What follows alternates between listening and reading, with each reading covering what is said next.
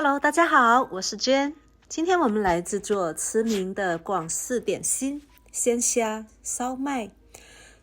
这个烧麦馅是由猪瘦肉搭配肥肉粒以及鲜虾仁做成的。这里我使用大概1磅的猪脚肉、鲜虾仁、云吞皮、盐、胡椒、鸡粉以及糖、芝麻油。首先把猪肉倒到一个大盆里，依次加入盐、糖、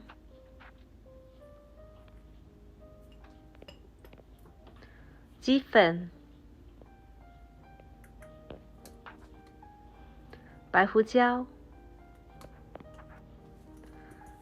用手抓匀，然后顺着一个方向搅拌，搅到出胶，就是这样一种黏黏的一个状态。加入花生油、芝麻油，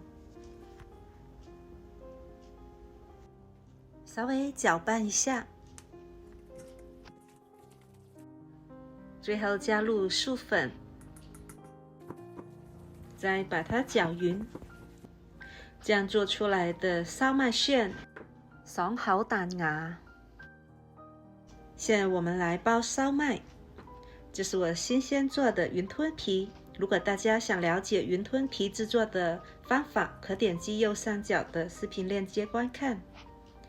取一张云吞皮，码上肉馅，一边用虎口捏紧，一边用匙羹把肉馅压紧，这样包出来的烧麦才会更加的紧致爽口。就这样不停地往下压。如果需要添加多一点肉馅的话，就添加多一点肉馅，直到和云吞皮是持平。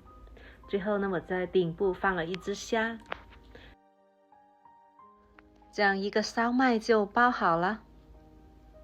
把它放到蒸笼里，以同样的方法把所有的烧麦都包好，整齐的排列到蒸笼里，尽量放得靠紧一点。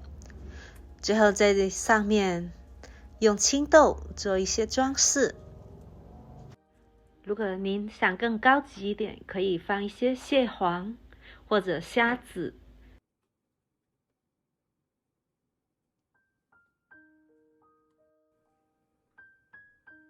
现在我们来烧开一锅水，水开以后放上蒸笼，盖上盖子蒸10分钟。